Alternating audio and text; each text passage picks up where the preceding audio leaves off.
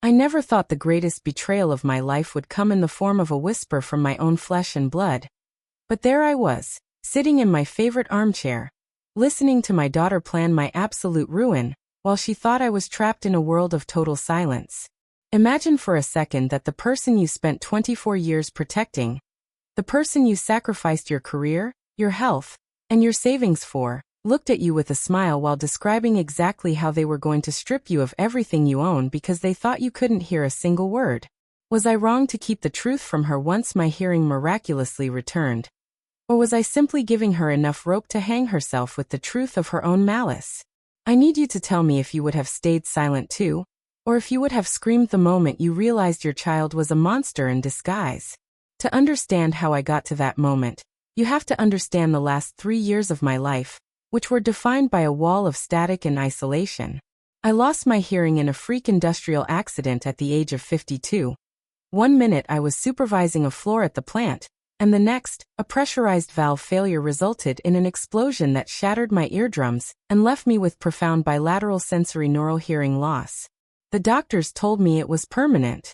Overnight, my world went from vibrant and loud to a muffled, terrifying void. I had to learn sign language, I had to rely on transcription apps, and most importantly, I had to rely on my daughter, Sarah. Sarah was my only child, and since her mother passed away a decade ago, it had always been us against the world. When the accident happened, she moved back home, claiming she wanted to be my ears and my advocate. I felt so blessed, so incredibly lucky to have a daughter who would drop her life in the city to care for her disabled father. For 2 years, I leaned on her for everything. She handled my medical appointments. She managed my bank accounts because I struggled with the phone verification systems, and she was the bridge between me and the rest of society. I gave her full power of attorney, because I trusted her more than I trusted myself. I spent my days in the garden or reading, living in a quiet bubble, never suspecting that the silence I was living in was actually a veil behind which Sarah was hiding her true colors. Then came the morning that changed everything. It started with a sharp, agonizing pop in my left ear, the kind of pain that makes you see stars, followed by a rush of warmth. I thought I was having a stroke or another injury, but then slowly, the sound of the refrigerator humming started to bleed through. I could hear the birds outside. I could hear the floorboards creaking. It was a medical miracle, the kind the doctors said wouldn't happen, but by some fluke of healing or misdiagnosis, my hearing was back, and it was sharper than ever. I was about to burst out of my room and scream for joy, to grab Sarah and tell her the nightmare was over. But then I heard her voice through the door. She was on the phone in the kitchen, and her tone wasn't the sweet, patient one she used when she signed to me. It was cold, sharp, and filled with a venom I didn't recognize. She was talking to her boyfriend, a man named Marcus whom I'd always had a bad feeling about, and she said, "The old man is finally starting to lose his mind, Marcus. I've already moved another $50,000 out of the retirement fund, and he hasn't noticed a thing. Why would he? He's just sitting there like a vegetable in that chair. Once we get the deed to the house transferred, we can put him in that state-run facility and never look back." I stood there, frozen against the wood of my bedroom door, my heart hammering against my ribs so hard I thought it would burst. The betrayal was so visceral, I felt like I was going to be physically sick. My daughter, my sweet Sarah, wasn't caring for me. She was harvesting me. She was waiting for me to be used up so she could discard me. In that moment, a cold, hard clarity washed over me. If I told her I could hear, she would hide her tracks. She would pivot, she would lie, and she would find a new way to finish what she started. But if she thought I was still deaf, she would keep talking. She would reveal every card in her hand. So, I took a deep breath, wiped the tears from my face, and walked out into the kitchen. I kept my face blank, my eyes slightly unfocused, and I signed good morning to her. She looked at me, gave me that fake, pitying smile she'd perfected, and signed back that she was making coffee, all while she stayed on the phone with Marcus and whispered, "He's out of bed. I'll call you back when I've finished the paperwork for the house transfer today. I'm going to tell him it's just a medical release form." As the days passed, the weight of my secret became a physical burden. I had to learn how to ignore the sounds of my own home. Sounds I had craved for years. I heard the way Sarah and Marcus spoke about me when they were in the same room. thinking I was just a piece of furniture. They would talk about my stink, mock the way I walked, and even joke about how they would divide up my antique watch collection. Marcus was particularly cruel. He was a small-time gambler who saw me as a golden ticket. One afternoon, while I was pretending to sleep on the sofa, I felt him hover over me. I could hear his heavy breathing. He whispered to Sarah, "We should just speed this up. Give him an extra dose of those sleeping pills.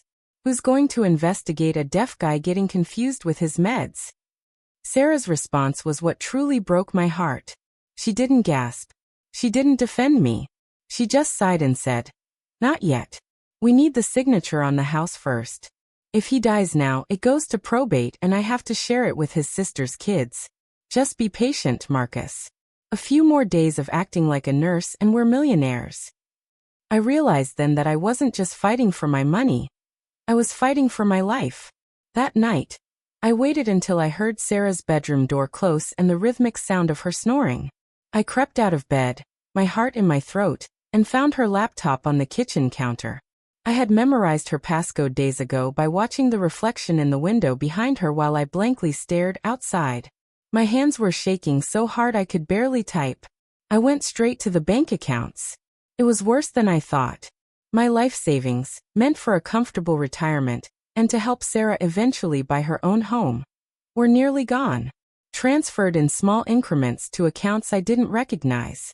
I saw emails to real estate agents, asking for fast cash, appraisals on the property. I even found a draft for a victim impact statement she planned to use to get me committed, claiming I had become violent and delusional. She was building a cage around me, bar by bar, and I was the only one who knew the door wasn't actually locked. I started documenting everything. I found an old digital recorder in the attic and hid it inside a hollowed-out book on the shelf in the dining room. I looked Sarah dead in the eye, and for a split second, I wanted to tell her. I wanted to give her one last chance to be a human being. But then I heard Marcus chuckle in the other room, saying, "Poor old bastard has no idea." I put the pen down and signed a completely different name, a fake signature I'd been practicing.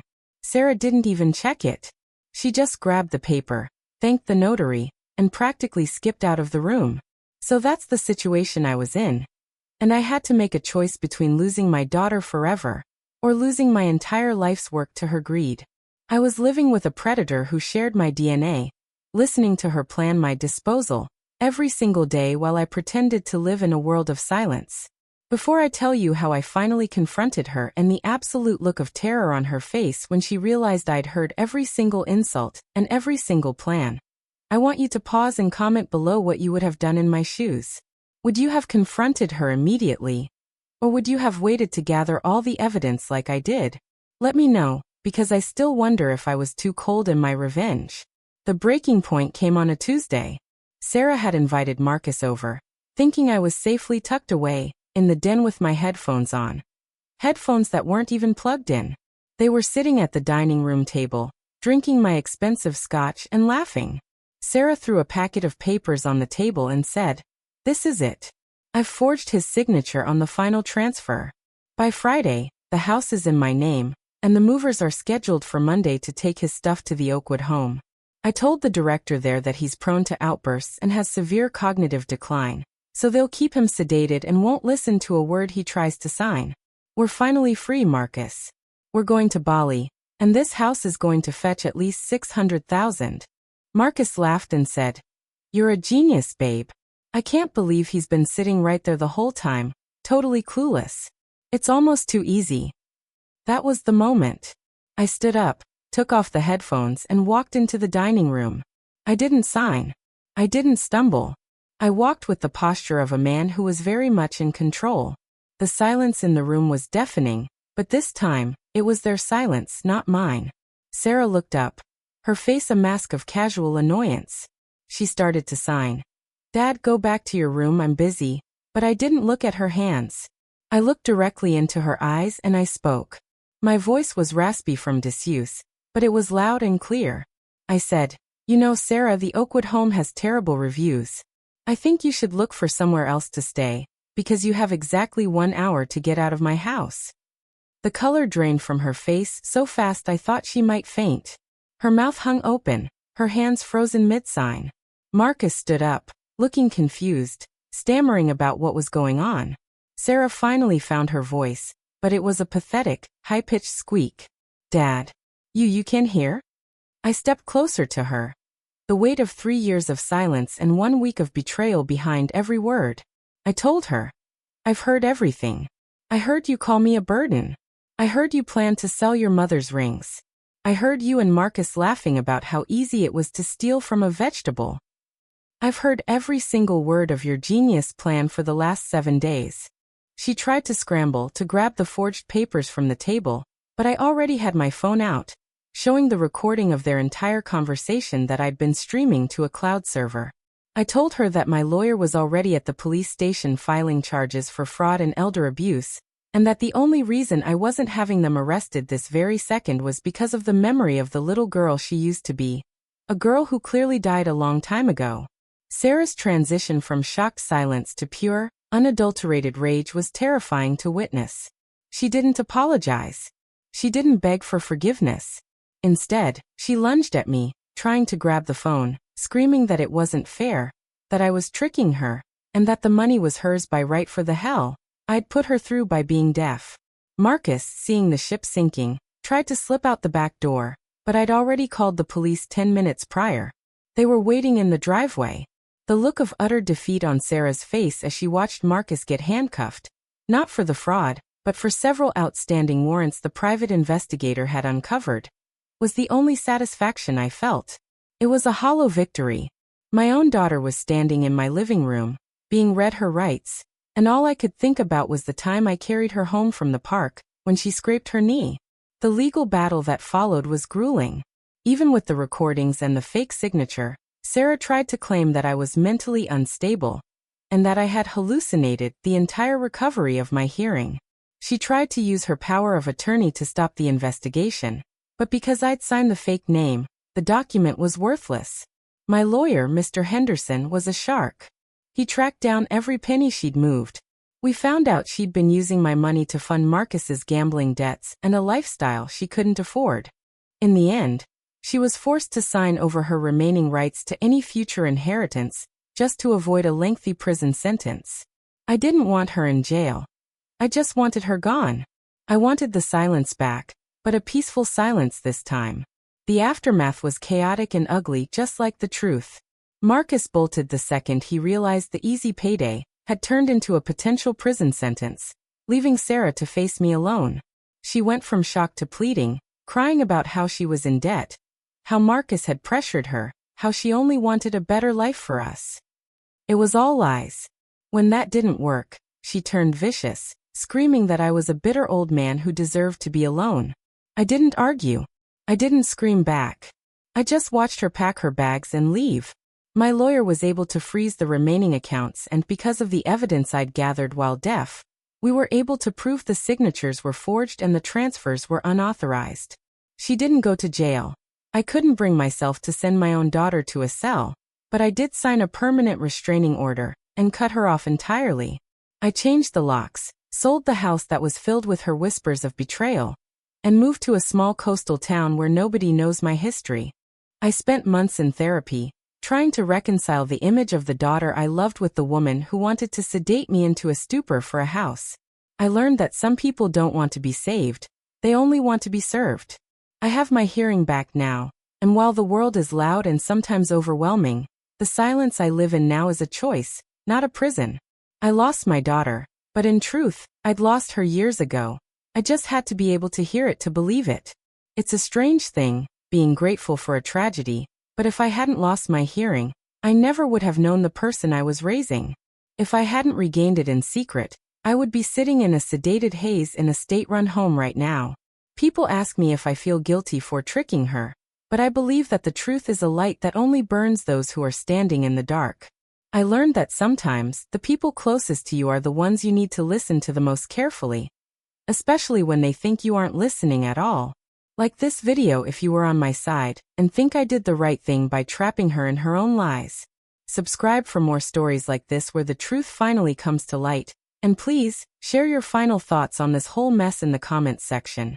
Did I go too far, or did she get exactly what she deserved? I'll see you all in the next story.